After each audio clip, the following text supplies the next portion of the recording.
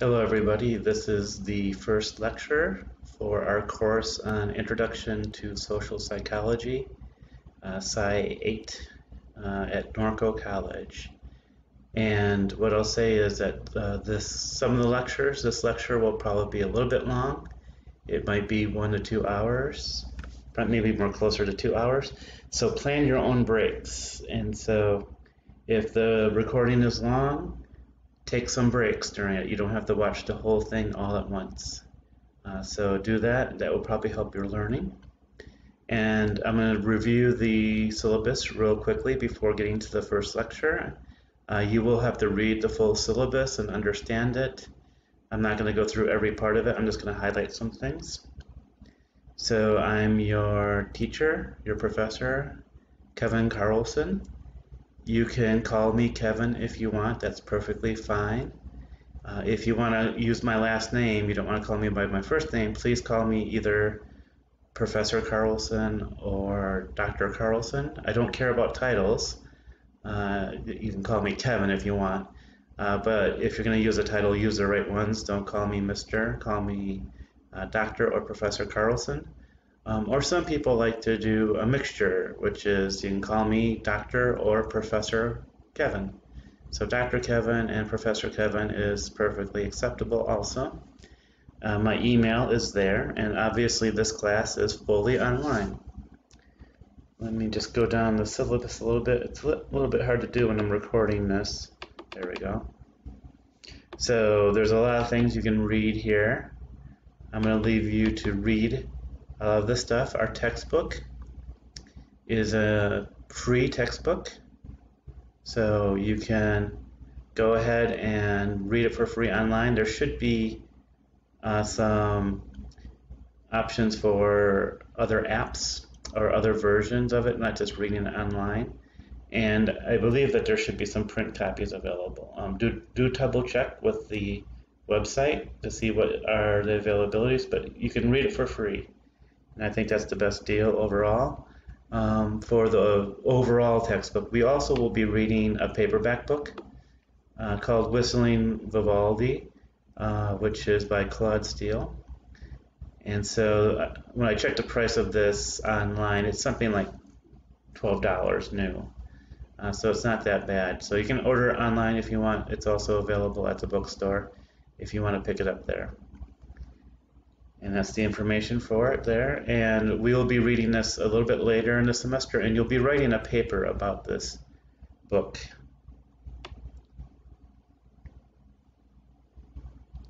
So you can read these things, so please read these things. So you're responsible for everything that's on the syllabus in terms of information. And in terms of assignments, you can definitely read this. So there'll be exams, there'll be a paper on the Whistling Vivaldi book. We'll have some reflection papers. There'll be 4 to let you explore more deeply and personally some topic for that week. Here's the grading policy, and here's our schedule. So usually I would recommend that you would read the chapter before the lecture, before coming to class, but I think in this case it doesn't matter, it's online. So we're not necessarily interacting directly. So if you want to watch the lecture first and you think the lecture will help you understand the reading, that's great. If you find the opposite to be true, that you find the reading will help you understand the lecture, that's fine with me also. So do both though, because you are responsible for both. I will generally not try to overlap the textbook necessarily. Try to give you some more information. There'll be overlaps, but I hope it's not a perfect overlap. And so you are responsible for both the readings and the lectures in terms of the exams. And so here's our schedule for the whole course. Please read that when you get a chance. And again, read the syllabus. You're responsible for all the information on the syllabus. So let's get to the lecture. So we're going to talk about why social psychology is an important topic to learn. We'll define a little bit about what social psychology is. We'll talk about the ABCs of social psychology, or it's actually all psychologies in some way. Affect, which is emotion. So if you see affect means emotion, behavior, and cognition. And we'll talk a little bit about research methods in social psychology. And I'm going to do something in a bit to check the time. I just want to make sure that we don't go over 2 hours because I think the recording acts weird after 2 hours, but we'll see. And I just want to thank Professor Laura Adams. I basically took all of her slides and I've edited them for my own purposes. Just to let you know, when you pay for a textbook and it might cost a lot of money, part of why that's happening is that the professors get the PowerPoint slides from the publishers. And I'm not necessarily putting that practice down because I do it sometimes if I have to. And also sometimes there's nice graphics and photographs and things like that that would be very hard to duplicate. So there is some justification for that.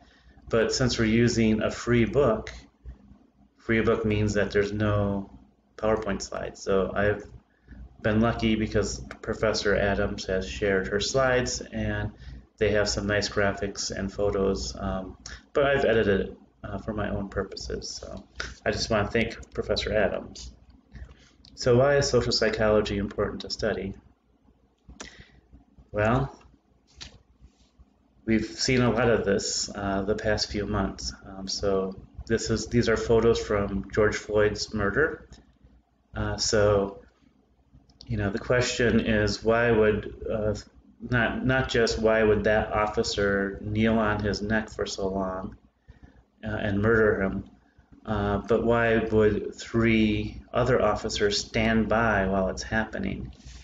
So we have one officer here, and then we have a shot where there's this officer and this other officer. There's another officer who's essentially standing by, even though at some point in time they were kneeling to initially get him down to the ground. But I believe for most of the incident, the 3 other officers were just standing by while it was happening and did nothing to stop it, despite people basically yelling at them to stop it.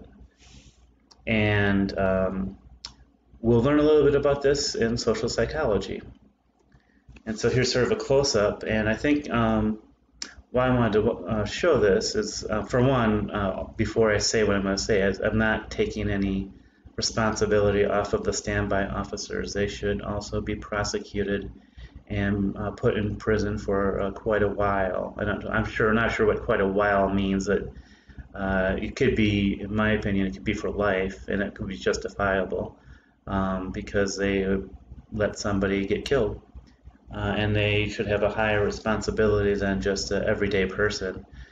They're officers, and they should have a responsibility higher than just a typical person walking around. So I did want to show this, knowing that I believe that these people are culpable, responsible for a crime.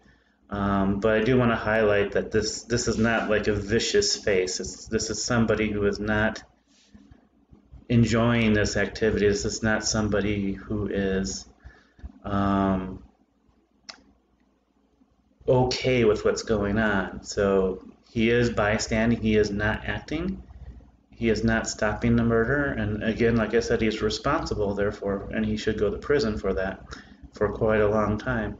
However, I do want to highlight, in terms of social psychology, a lot of this type of stuff happens with people who look like this in terms of their facial structure. This is not a vicious person. They're not committing a vicious act. They are basically locked in conformity or following what's going on due to social pressures. So hence social psychology. And we will learn about these types of things. I'm not going to say that we can solve all of this type of stuff, but it does obviously should infuriate all of us that this stuff keeps happening, and it should stop. But if you understand social psychology, I'm sorry, this is going to be one of your learning outcomes, I guess. If you understand social psychology, you should be even more angry because there is so much research out there that tells us about this stuff. And I don't know why I can speculate why, but I don't understand why reasonable police forces would not use that research and that knowledge from social psychology to stop the stuff from happening. So it's very infuriating. So I do believe that we will cover stuff that will apply to the real world, and I think this is throughout the whole course. You'll see the schedule of topics is quite vast for the whole course, but this stuff about conformity, which we'll do last because I think in some ways it's maybe the most important topic that we cover, will address these issues that happen in the real world. And so when I saw the video, especially the still images of this, I couldn't help but remember images I've seen from social psychological experiments. And so look at this face, compare it to, whoops, it's missing a picture. Sorry about that. I have no idea why it's not showing this picture. I'm going to pause the video while I figure this out. So sorry about that. That's part of adapting somebody's PowerPoint slides. And so I adapted this part. These things about George Floyd was not in the original lecture, not because Professor Adams doesn't care about that, it's because she taught it before that happened.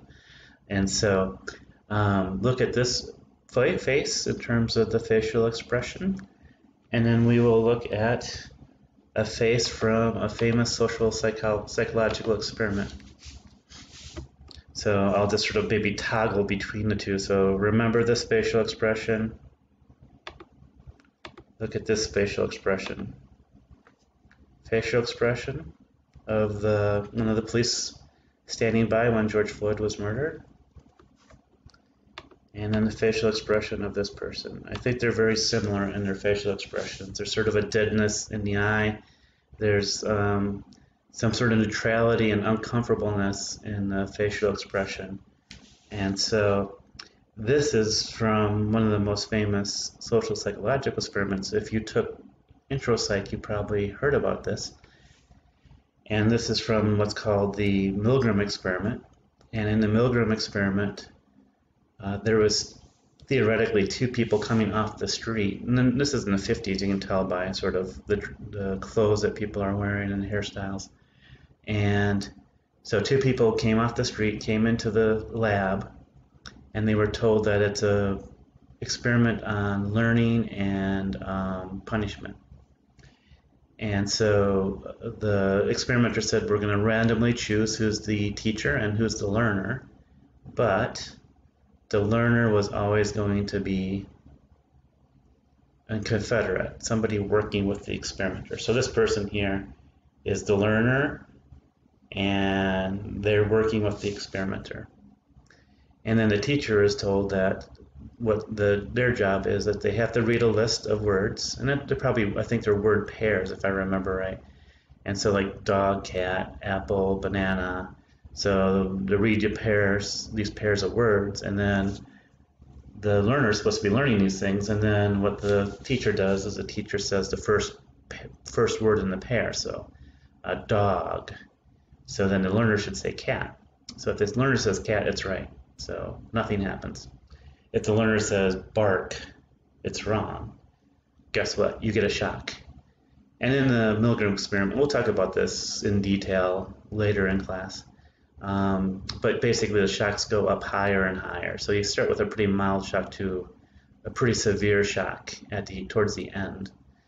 And we'll talk about this in detail again, but there's various variations that Milgram did. And this is probably one of the more severe variations, where the original variation, and we'll see movies of this, is that they were in separate rooms. So the teacher's in one room, the learner's in another room, and then the teacher can only really interact with the learner through audio, so through a microphone and speaker. You can't see them. That was the original manipulation. But one of the more severe manipulations that they tried is that what the person was told is basically the learner was told is you're supposed to keep your hand here, and the hand is on a conductor plate. So that he's not really being shocked. Again, he's working with the experimenter. But this teacher thinks it's real. So the learner's told that you have to put your hand on this conductor plate so you get your shock. And then what the teacher's told is that if this learner does not do that. You have to grab his hand and force it onto the plate.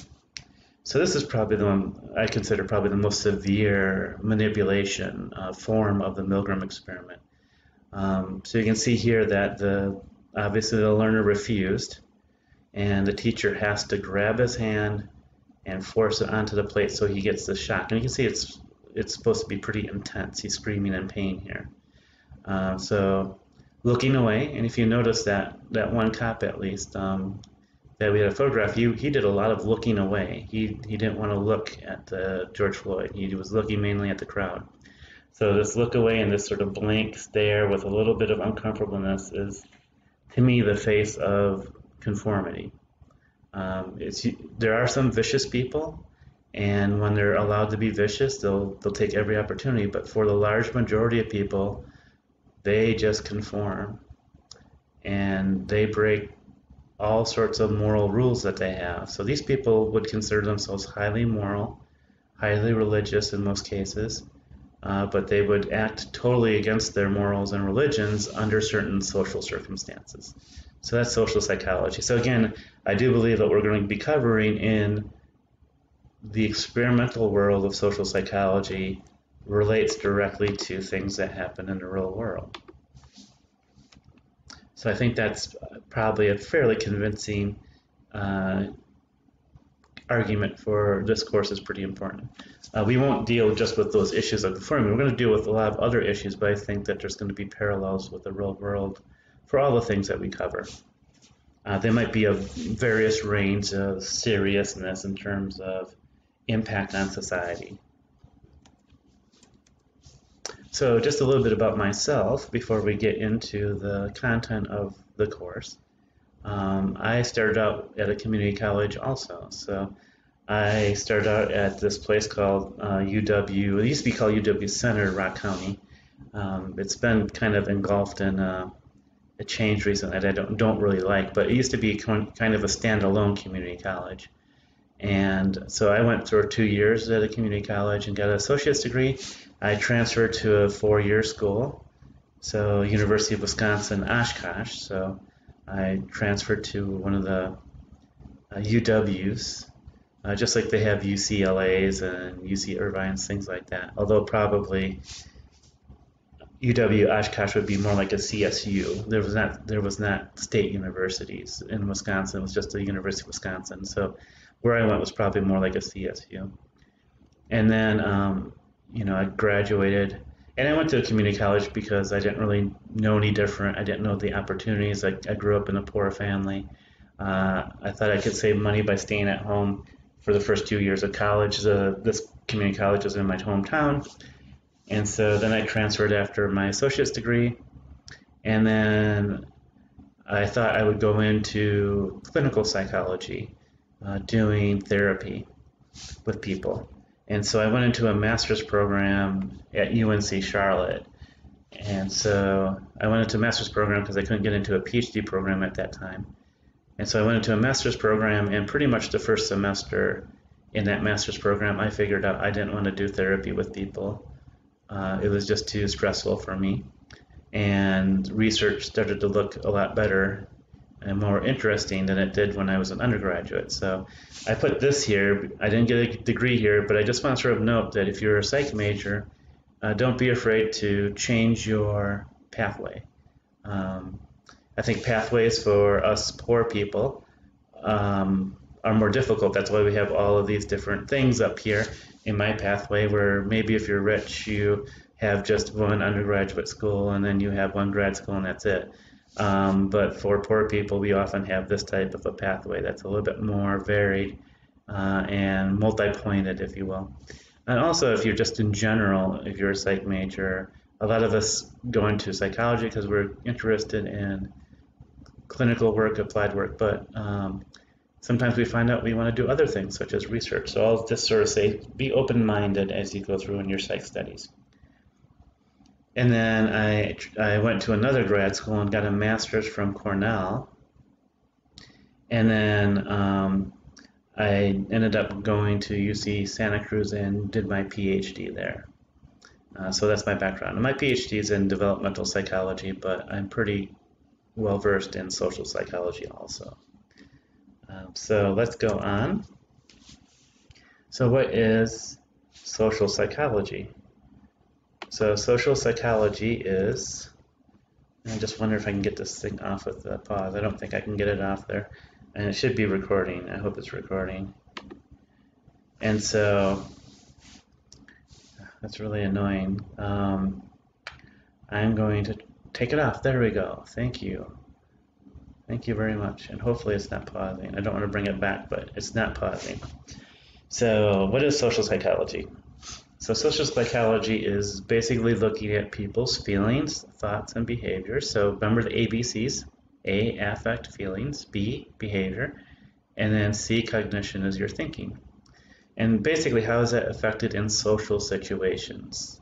So how does the social setting, where you are, what context you're in, whether you're in school or whether you're at a party or whether you're at a library, so context, also people around you and what those people are doing, all sorts of variables in the social setting, how does that affect you?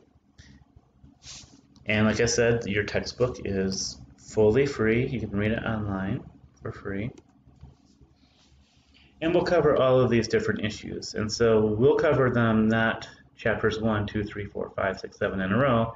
I've shuffled the order in the sense of things I think are more interesting. I sort of put in the back end of the course, later in the course. But I think all of these things have some interesting components to them. So we'll look at social cognition. Social cognition just basically means is how do you think in those social situations we just talked about, as social psychology is concentrating on social situations. So how does that affect your thinking? Or how do we think in social situations? We'll look at you as an individual. So we'll look at yourself. How do you define yourself?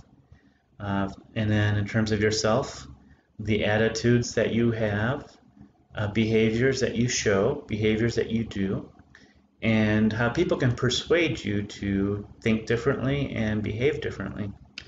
And we'll talk also about perceiving other people. So a big part of social cognition is how we perceive other people, how we make judgments about other people. And you can see I'm paranoid about the recording, so I'm always going to be checking.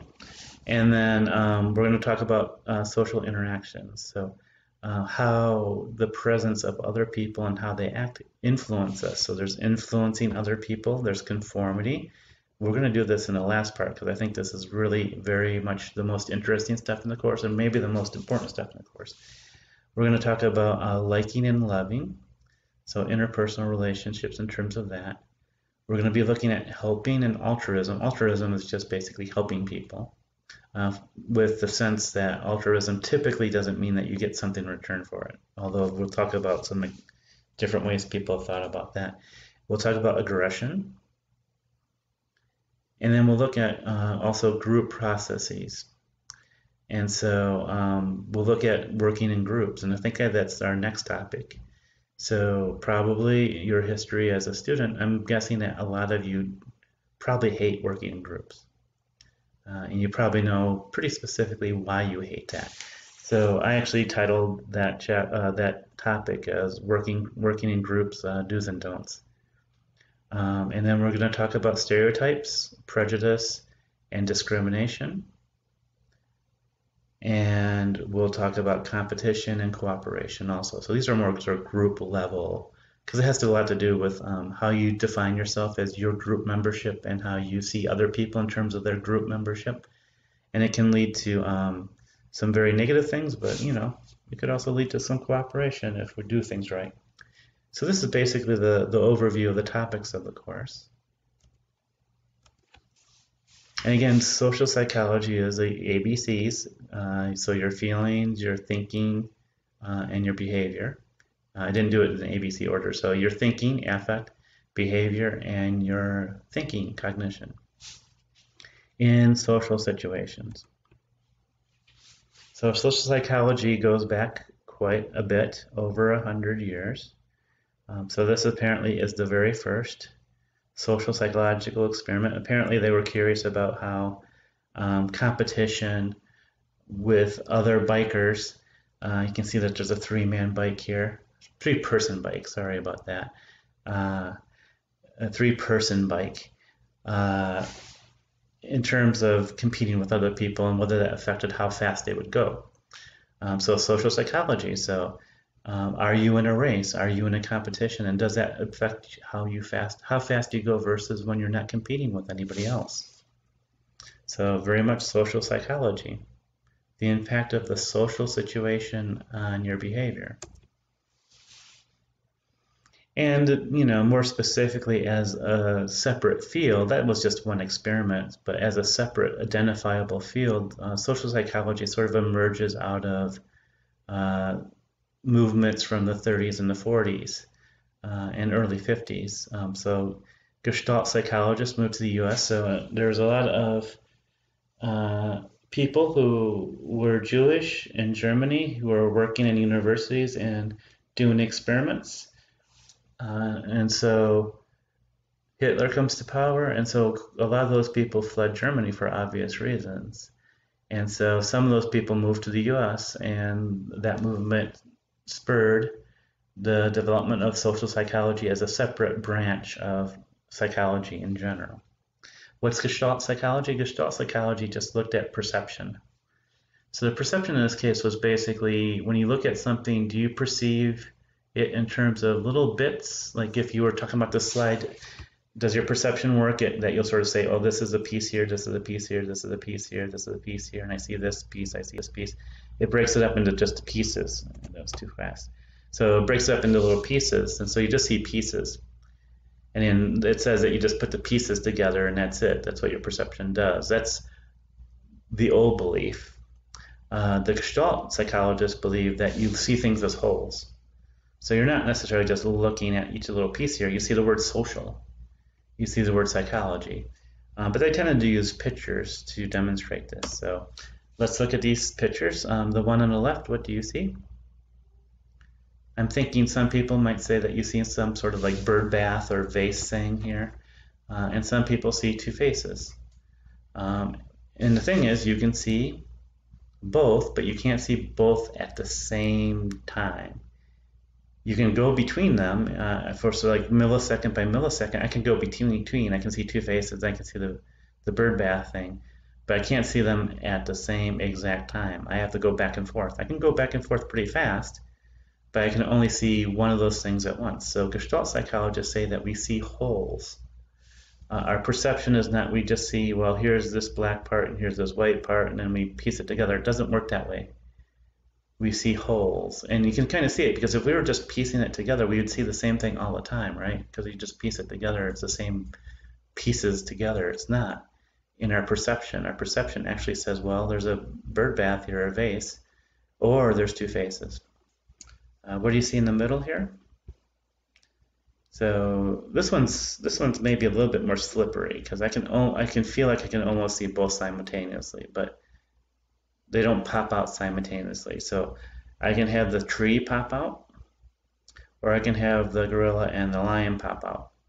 But both those things can pop out, but I think almost I can see both simultaneously. So I'm a little bit worried about this being Gestalt purely.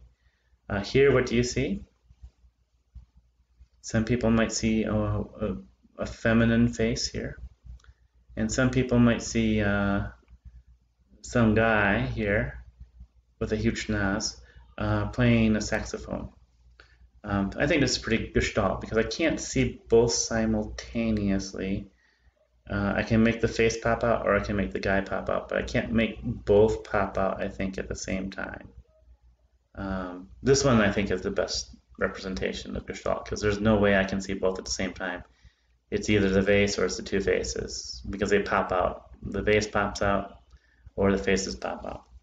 So that's Gestalt psychology, is how we perceive the world. And so that's kind of the raw start of these people moving to the US. And also the second thing that kind of really spurred, this really spurred social psychology as a separate field or branch of psychology in general, is World War II. So we know in World War II, people committed horrible acts. For example, in Nazi Germany, killing of millions and millions, tens of millions of Jews in a very, very cold and systematic way, just like a factory. You go in, you do your work, and then you go home. So why would people do that? Why would people knowingly kill so many people in such a matter-of-fact way? So one of those people who moved from Europe to America was Kurt Levine. I know it looks like Lewin, but it's Levine, pronounced that way. And he's really the father of experimental social psychology. So we will talk a lot about the research on conformity and obedience. That a lot of that stuff stems from questions about why people acted the way they did in World War II. So I just talked about this. So why would people systematically persecute, imprison, work to death, and eventually gas and kill millions of people in such a matter-of-fact way? And basically, this is kind of the old way of looking at things. So the old way of kind of looking at behavior, which is B, is that it's a function. It is influenced by both personal and environmental factors. So there's been this sort of age-old debate about how you behave. Do you behave because of your personality, about who you are, or do you behave because of the situation you're in? So it's called the person-situation debate, which is kind of an old way of looking at things. But in general, what we can say is social psychology focuses on the last part, the environment. So social psychology is really curious about how situations influence your behavior, and they're really curious about situations where your personality doesn't matter. So you could be a very moral, religious, family person, and social psychology says that if you put you in a situation, it doesn't have to be that extreme actually. It doesn't have to be that extreme, and we can make you do some things that are pretty nasty.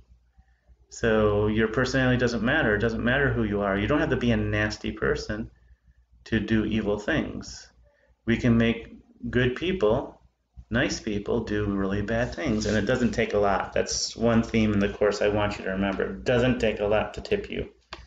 Here, in this case, in the Milgram experiment, they thought they were essentially at least putting this person in being unconscious.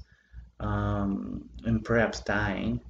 In fact, a lot of the a lot of the participants in the original design where they were in different rooms, they thought the person was dying, and they would say to the experimenter, I think something's wrong with this guy, you got to look at him, maybe he's having a heart attack, please look at him. And the experimenter would say something like, the experiment must continue. The experiment requires you to continue. And it was just some guy, they'd never met until that night. Some guy in a lab coat was telling them that in a very sort of bland way, the experiment requires you to continue. They would continue shocking that guy. Even though they knew that there was something wrong, that this is a wrong thing to do. And this person could be severely hurt, if not dead. So this just shows you it doesn't take a lot. It just takes some guy or somebody in a lab coat telling you have to continue. You don't have to have a gun to your head. I think that's what people think. They would think, I would never do that. I would never kill somebody. I would never be like in a person in the German Nazi camps, concentration camps, killing Jews. I'd never do that. They'd have to kill me. No, they don't have to. You don't even have to have a gun to your head. You just have to be told, you got to do this. That's it. And I tell you that you just have to do it. Doesn't have to have a gun to your head. Doesn't have a threat.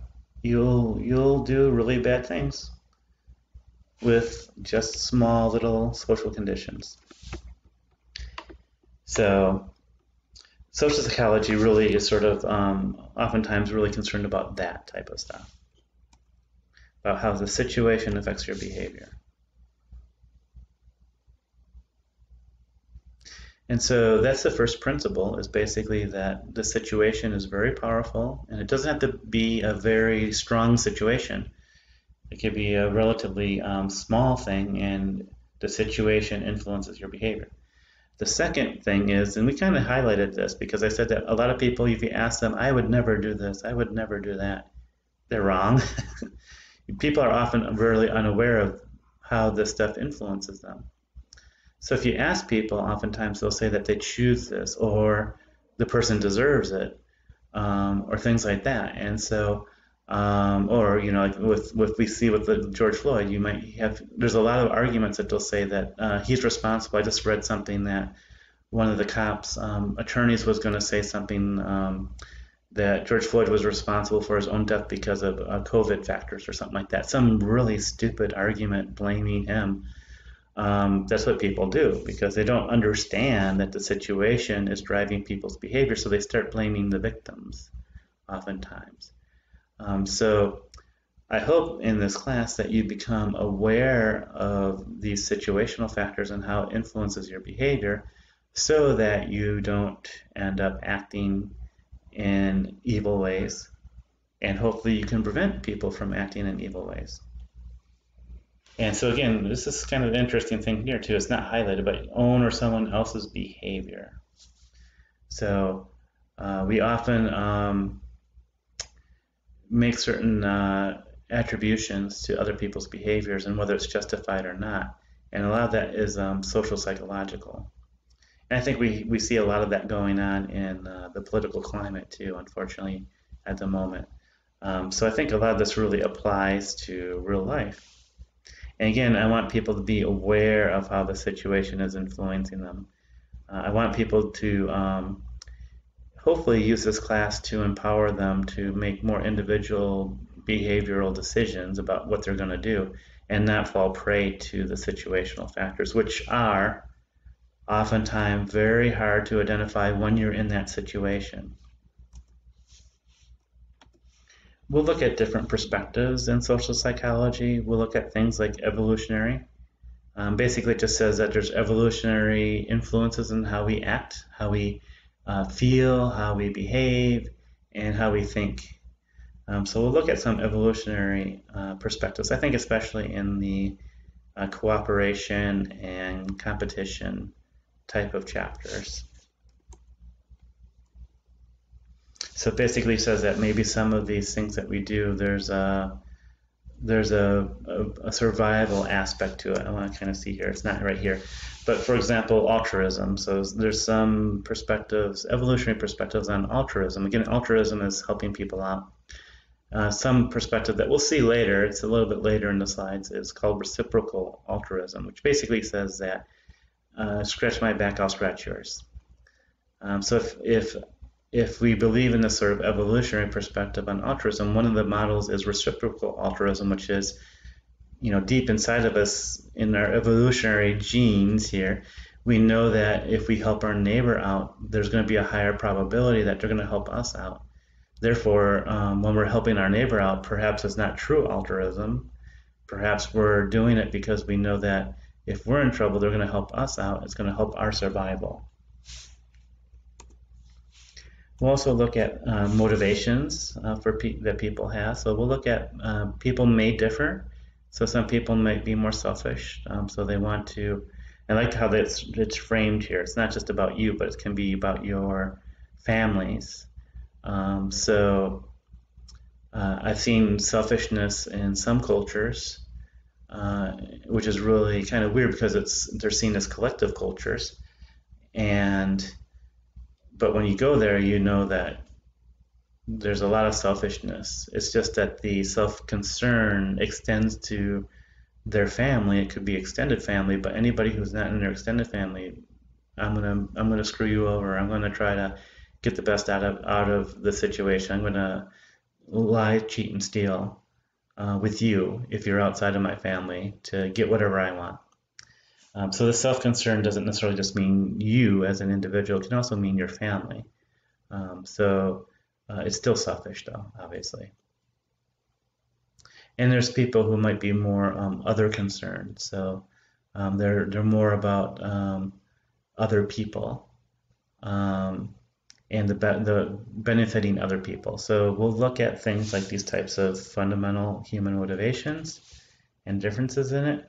We'll look at some social neuroscience. So basically, neuroscience is how about the brain works and how it affects us in terms of, again, affect, emotions, behavior, and how we think, cognition. But in this case, social psychology, we can call it social neuroscience. So how the brain is acting and affecting how we behave in social situations. And so here I just put I thought it was kind of an interesting little slide. When we do brain research with something that's called fMRI, so functional magnetic resonating imaging, basically what that does, it's a big magnet that they stick your head in, and they have to stick your body into usually. And what that magnet does is it can actually track your blood flow in your brain.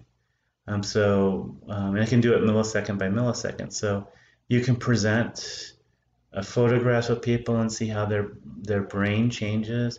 You can have them think about something. So you can say something like, you can bring in a bunch of people who just broke up with their romantic partners recently. Like, let's say you can join this experiment if you broke up with your partner in the last 2 weeks. You get them in the machine, you can say something like, think about your mother, or think about your friend, something that hasn't changed.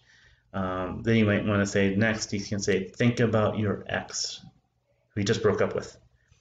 And you can see how the brain changes thinking about different people. And what it measures is it measures the blood flow. So there'll be parts of the brain where they'll get more blood flow. And I think here red means, actually they have it different here. It's just showing where the blood flow is different. But usually when you do the resonating images, you see the parts that get more blood. And what that means is it's being activated. So if you're thinking about your mother, then you're thinking about your ex. If there's more blood flow there, it has to do with passionate love, probably. So passionate love. These parts of the brain are being activated more. And then it will show you the parts that's being deactivated. And this one doesn't really show it, but it will also show you the stuff where the blood flow is less. So as you're thinking or doing something, the blood flow is less. We call it deactivating. So that part of the brain is not working as much. And it's not just it's neutral, it's kind of shutting down. And we'll see if I present this research later in the course. I usually present it in various courses, but we have evidence for defense mechanisms. So Freud is often bashed for saying that you can't measure these things. Well, we can measure these things now. We can actually see that there's a defense mechanism when you're trying to not think about something. You deactivate your hippocampus. What is your hippocampus? Well, it's a part of your brain that helps you form memories. So when you are actively, and if when you tell somebody don't think about something, actually they change their brain. Their hippocampus gets deactivated. Why? Because you're told not to think about it. So you're trying to not form memories about that thing that you are defending against. And so it's really interesting looking at these types of brain studies. So we'll look at some of these studies in relationship to social psychology. And so social psychology, there's different ways we can sort of look at these things, different levels. So the situation is just basically what's happening now, right now. In the setting that you're in, what are the social factors that are going on? We can look at social influence. That's a little bit different. So what if we change something? So what if we have somebody come into the situation and try to change how you feel about something, your affect, how you behave, and how you think, cognition. So there's been a lot of studies about this. And we'll talk about this in terms of social influence. There's a whole chapter on that. And we'll talk about it more broadly too throughout the course. There's also social norms. So what are social norms? So social norms are rules and expectations. So they can be explicit. So there could be a group that you're in and you're told not to do this stuff. There's certain gangs, for example, have so much rules. They're very explicit in some ways. So, for example, gangs which are really funny because oftentimes people are in gangs because somehow they think that means that they're strong and tough and that they have great freedom because they're not following the rules of society. But those gangs have so many rules. There's more rules in those gangs than in society probably. And I had a friend, a roommate who used to work in prisons, and there's different gangs. And so there was for example, there's a white gang, and the white gang, so one of the rules is you don't interact with non-whites. And there are very explicit rules about that. And so this guy was Chinese American. And so they used to have movie nights in the prison, and he knew that there was this rule, And so this is like a special night for the prisoners. And so the movie night, and there'd be popcorn and things like that. And he said he would purposely go and knowing these rules, he would go and touch all the popcorn. And he knew the second that he touched the popcorn, all those white gang guys couldn't touch it, because one of the rules was you can't, interact with other races. And so he would go, he'd purposely touch all this popcorn, and he said he would see these like white gang guys, and they'd be squirming in their seat because they really want to eat that popcorn, but now they know they can't do it, and they actually probably don't care about the rule. They would actually eat it themselves, but they know there's such social pressure, group norms, social norms, that they couldn't do it. So sometimes they're explicit, but a lot of the social norms that we have are implicit. Nobody says it, but everybody kind of understands those rules. And those are probably the most dangerous because they're harder to challenge because they're implicit and not explicit. Explicit rules are a little bit easier in the sense that you can challenge them more directly. Still, they have great power, as we know. And so we'll also deal with that level of group or social norms. So social can mean the whole society, or we can look at group norms, just like I told you about the white gangs. And I think, it's not just the white gangs. Any gang tends to have a lot of rules, and some gangs have a lot of race rules. But there's various rules that those gangs have. If you ever looked at sort of gangs academically, they have an extreme amount of rules with them. And so defining social psychology, there's also the level of culture. So we sort of talked about norms. So these norms could be a culture, and there could be things that are subcultures. So what is a culture? So a culture is a group of people who share a common set of social norms. So these are beliefs, values, preferences. This does not mean that everybody in the culture believes the same thing or acts the same or is the same. It just says that there's a group that identifies themselves within this culture, and they feel like there is a shared set of social norms. And so I think the pictures here are just demonstrating different social norms for interactions. So I'm assuming this is in Japan, perhaps with bowing. And if this is Japan, there'd be very specific rules about who bows first and who bows the most. Although I think in this case it's kind of vague here a little bit to me, because I believe that the younger or less established person should be bowing first and deeper. I don't know if to me this person looks older than this person, but maybe they have difference in ranks somehow, or prestige, and so maybe that's what's coming up.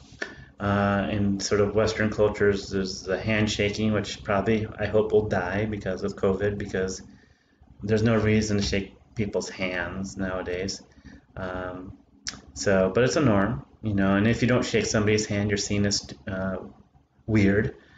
So when this COVID was starting to hit, I remember that there was a student who came up to me, and this probably is in early March, I should say, before COVID hit. And I deeply remember a student like putting out their hand to shake my hand, and I told the student I don't shake hands, and the person just looked like they were hurt or something like that. I didn't mean to hurt them, but we had this COVID stuff coming on, and I didn't want to start touching everything. I wanted to limit it unless it was needed. But because I was violating the norm, I was looked at as weird, or that somehow was personal, and I just wanted to say it's not personal. I'm just doing this because I'm breaking this norm. This norm is stupid. We don't need to shake hands to feel good about each other, and we have this virus that is killing people, so I'm not going to shake.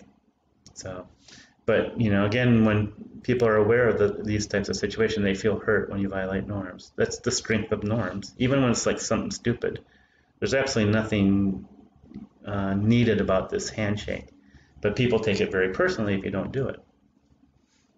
And then, in Europe, they like to kiss people's cheeks. So if you did this in America, you probably would get slapped or punched, depending on who it is that you're trying to do it to. But definitely, you would not be seen as being appropriate if you were kissing people on the cheek in America. This is more of a European norm. So these are sort of maybe I don't want to call them silly, but they're norms. But there's deeper norms.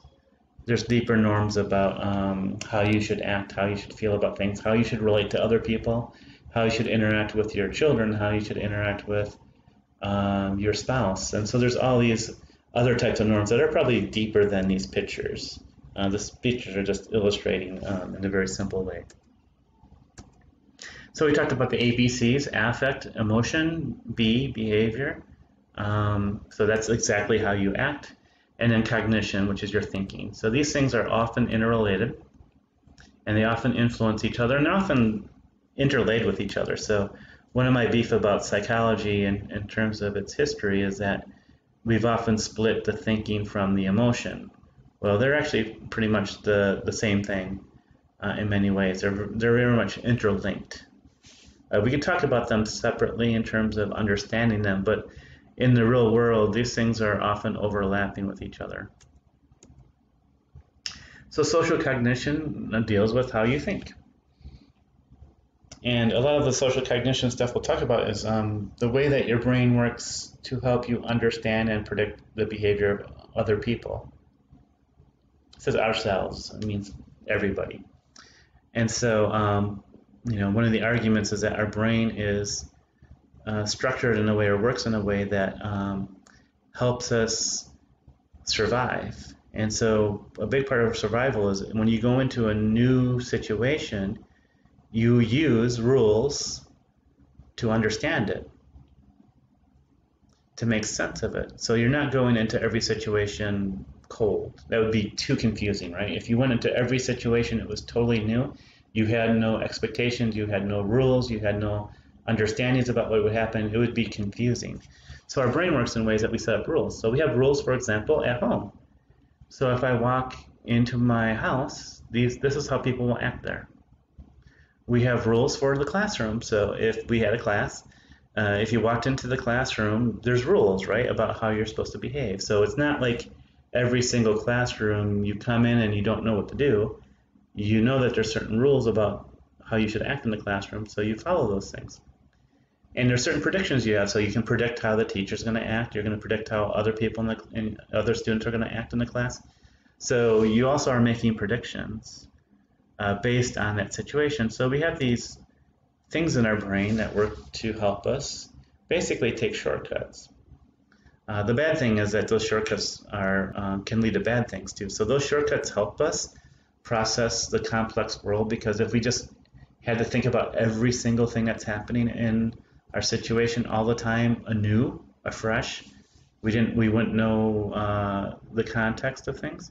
It'd be very confusing. So it helps us a lot to simplify our thinking patterns and to sort of deal with everyday situations. But it's also bad because these shortcuts that we make lead to things like stereotypes and prejudice.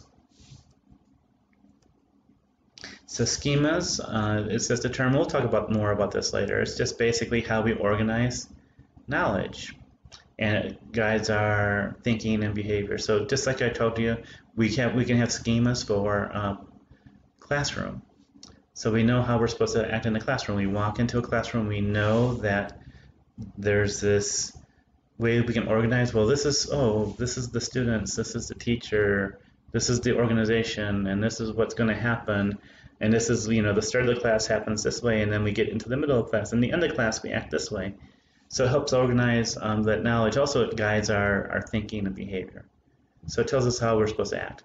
We also have schemas for church, so you act in certain ways in church. And you might have different schemas if you are Baptist versus Catholic or Muslim.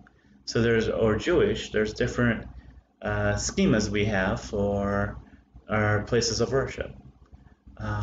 We have schemas for parties too. It's not just these formal things that sound boring, but you have a schema for a party. You walk into a party, you have an understanding, you have knowledge about what a party is supposed to be like. That will help you guide your behavior. So there's certain ways you behave at parties. It'll also guide your understanding of other people's behavior. So it's not like, oh, that person's acting and I think, oh, they're acting this way because of that. No, it's a party. This is how people act at parties. Some people act this way, some people act that way. So schemas are just ways of helping us deal with each situation by understanding it with some sort of organization that, oh, parties like this. Attitudes, so this is again cognition, thinking. So when we talk about attitudes, it's about thinking. So attitudes are cognition, thinking, and it's usually referring to, in general, are we positive, negative about a person, a situation, or a group? And again, with cognition, with our thinking, it's this thing I had talked about earlier. It's this miser model, which basically means that it'd be really difficult for us to live if every little thing in our situations that we were going in our context, we had to think about it new. So the miser thing means that we set up expectations, rules, predictions about how people should act because it helps simplify the world. So our brain is sort of there to help us understand things quickly. So it's very adaptive to understand things quickly, because if we walk into a situation and we see people smiling at each other and hugging each other, we're like, okay, we can be calm because this is a nice little environment. But if we walk into another environment and people are yelling at each other and they're acting angry, then we know we better be on guard. So there's a survival aspect to these things. So our brain probably helps us survive that way, is that we can think very quickly about things. We don't have to take a bunch of judgments about things before we act. We can act very quickly. But again, this cognitive miser model, as good as it is helping us adapt to situations very quickly, it can also lead to bad things like just stereotypes and prejudice. Because when we have stereotypes and prejudice, typically what we're doing is we're acting based on snap judgments about people on very superficial qualities. So our brain is geared that way, and it is an adaptive thing, but it also can lead to very bad behaviors. We're going to look at emotions, so we're going to look at social affect. So we're going to look at feelings, emotions about ourselves, others, and situations, social situations. And so we're going to look at how the situation impacts on our emotions. And then the B part, behavior. So we're going to see how people act in reality. And this is kind of important because this is where these things are intertwined, but they're not necessarily perfectly matched. And so one of the things that has been sort of boggling psychologists for many decades is there's not a good match necessarily between people's attitudes and behaviors. So people can say one thing in terms of their attitudes, but how they really behave, it can be quite different. So we do want to look at behaviors of people. And we can look at different models. So we'll talk about this model certainly with relationships. It's not a great model in my terms, but it's a model that has been put forth called social exchange. Basically, it's this little thing on the bottom here. So, for example, the model applied to relationships is that you stay in a relationship where the benefits outweigh the cost. So in this model of social exchange, you're going to stay in a relationship if you feel like you get more out of it than you're putting in. I think that model doesn't work great, but is a model of relationships. And then if you're in a relationship where the costs are too high relative to the benefits, you get out of that relationship. So social exchange is basically that idea. And this is, your behavior is based on weighing these benefits versus cost. So behavior, we talked about this earlier, about reciprocal altruism. So remember, altruism is helping somebody out. So there's this evolutionary model of reciprocal altruism, is that you're more likely to help somebody out if you feel like it's going to be returned in the future. And there's all sorts of models about this. So like relatives. So you're more likely to help out a cousin than a second cousin or a third cousin. And you're more likely to help out a brother or a sister versus a cousin. And the reciprocal altruism model of that is that, why is that? Well, they would argue that because the closer you are in terms of relationship, the more likely they're going to be around more, and the more likely they're going to help you out in the future. So it's a little bit cynical, but that's one of the models of altruism. And all this is true for also neighbors. So you're more likely to help a neighbor out who's next door versus a neighbor who is living 2 houses away from you or living in another block. And so this is that model. So let's look at research. I'm just going to take time here, and I think we're not doing too bad on time. So I'm going to see if I can slide through this part. Actually, I'm gonna break this up now. So that's the first part. We're sort of defining social psychology. We're going to talk about research in a second. So I'm going to break this up into part 2. So the second part of this lecture will continue in part 2. Let's keep the lectures a little bit shorter.